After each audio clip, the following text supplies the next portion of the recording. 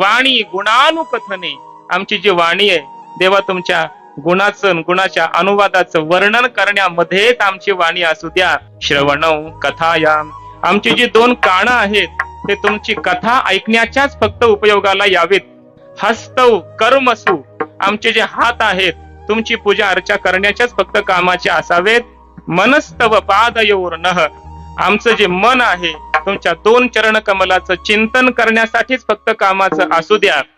आणि पुढे म्हटलंय स्मृत्याम शिरस्तव निवास जगत प्रणामे, आमचं जे मस्तक आहे ते या जगतामध्ये जे तुम्ही व्याप्त आहात सर्वांच्या रूपाने, त्या सर्वांमध्ये तुम्हाला बघून त्या तुम्हाला वंदन करण्यासाठी फक्त या मस्तकाचा उपयोग व्हावा. दृष्टी ही सताम दर्शने अस्तु भवत तनूनाम, तुमचं स्वरूपच असणारे जे संत महात्मे आहेत त्या संत महात्म्यांच्या दर्शनासाठीच फक्त आमचे डोळे असावेत, एवढी आमची प्रार्थना आहे.